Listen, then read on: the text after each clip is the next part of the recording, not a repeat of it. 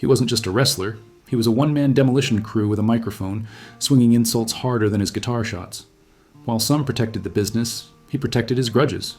He didn't just name names, he buried them alive, danced on the dirt, made sure nobody forgot, and relentlessly reminded everyone of past mistakes, failures, and humiliations.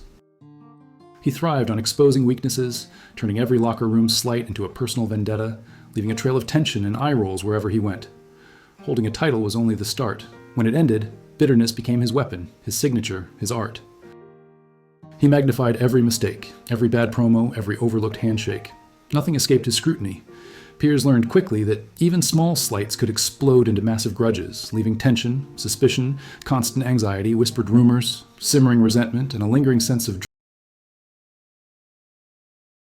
Honky Tonk Man, born Roy Wayne Ferris on January 29, 1953, in Bolivar, Tennessee, is one of wrestling's most flamboyant and enduring heels.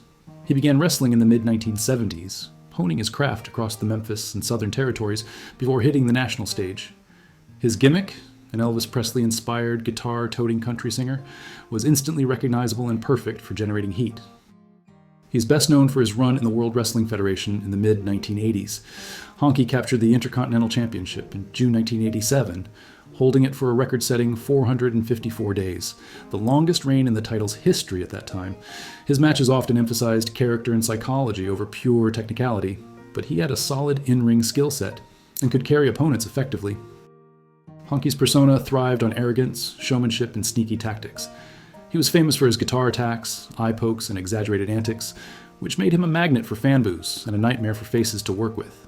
He also had a knack for backstage storytelling, using his charisma to influence angles and heat.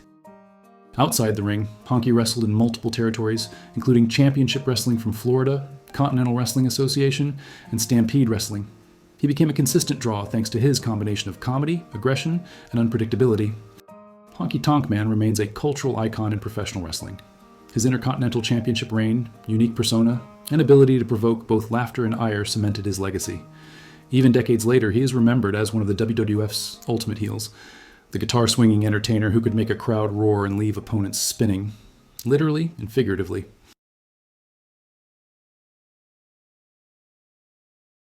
Honky Tonk Man had no bigger grudge than with the Ultimate Warrior, a man he openly branded a fraud in paint and tassels.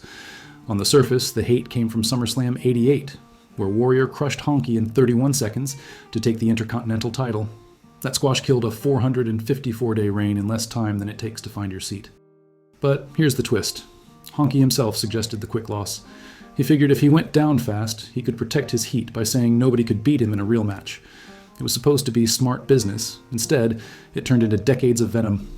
Honky believed Warrior cheapened the IC belt, turning it from a workhorse's prize into nothing more than a prop for a steroid statue who couldn't wrestle his way out of a paper bag. Honky spent years building that title, and Warrior spent half a minute proving steroids were quicker than storytelling. Honky's hatred wasn't quiet bitterness either. He openly said Warrior ruined wrestling. He mocked his promos, tore down his physique, and branded him a danger in the ring. The irony? Fans loved Warrior's energy. But to Honky, it was proof that the audience had been conned into cheering a man who didn't deserve the spotlight.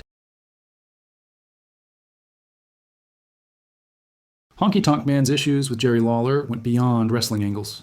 Despite being cousins, their relationship soured badly over how Lawler operated in Memphis.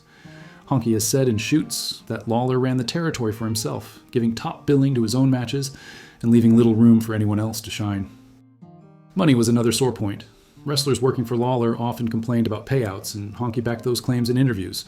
He believed Lawler underpaid talent while positioning himself as the main draw. For Honky, who valued being treated fairly, that created permanent resentment. Their clashes weren't just financial. Honky described Lawler as a manipulator backstage, someone who used his booking power to bury people he didn't like. Honky felt Lawler held down wrestlers who could have gotten over simply to protect his own spot. In Honky's words, Jerry wanted to be the star. If you were better than him, you weren't going to get far. Even when Honky became a star in WWF, the tension lingered. He brought up Lawler in interviews years later, often mocking him and dismissing his legacy outside Memphis. Honky argued that Lawler built his reputation in a bubble, refusing to test himself against bigger national stars until much later. That bitterness didn't fade with time. Honky kept hammering the point home whenever Lawler's name came up. The result was decades of hostility. They weren't just family members who had creative disagreements. They were rivals who genuinely disliked each other's approach to the business. Honky hated Lawler's grip on Memphis, his business practices, and his ego. By Honky's account, the crown was nothing more than a prop for a man who never learned how to share the spotlight. If there's one story that follows Honky Tonk Man everywhere, it's the infamous guitar shot on Jake Roberts during the Snake Pit segment in 1987. Honky swung that sixth string like he was trying out for a demolition derby, and Roberts has claimed ever since that the injury wrecked his spine, shortened his career, and fueled a grudge that never went away. Jake has repeated in shoots that the guitar wasn't gimmicked and that Honky's receipt left him working in pain for years. Roberts even said he never truly forgave Honky for it, because it wasn't just a bad night at work. It was a turning point in his career. But here's the twist. Honky's never carried the same bitterness. In his 2017 RF video interview, he flat out said, "I never had any problem with Jake. People blew that story up. I was told to swing the guitar hard, and I did my job. Jake made a career out of complaining about it. Honky always framed it as just business, nothing personal." This leaves the feud sitting in a weird limbo. Jake with decades of resentment and Honky brushing it off like a mosquito bite.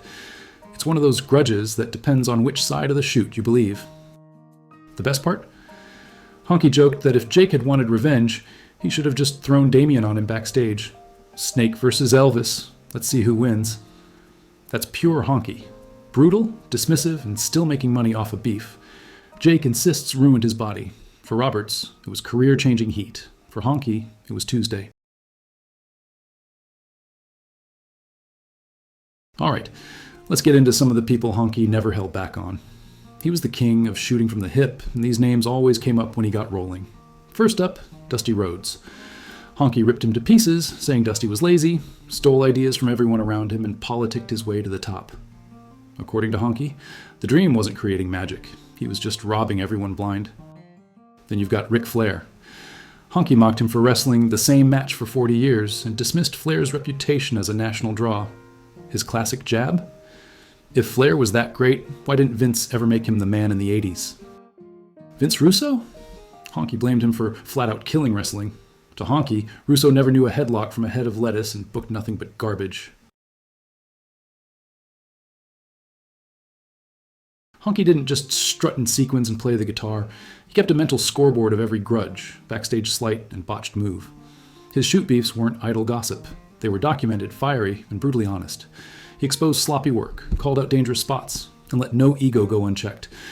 By the time the curtain closed, he had left a trail of terrified locker rooms, bruised egos, and wrestlers who double-checked every move before stepping into the ring with him. Honky's shoot history proves one thing. Sequins can shine, but backstage heat burns hotter. He wasn't just a performer, he was a truth-teller in a world full of kayfabe smiles. Every grudge, punch-up, and shoot quote serves as a reminder that, in pro wrestling, talent is noticed, but so is recklessness.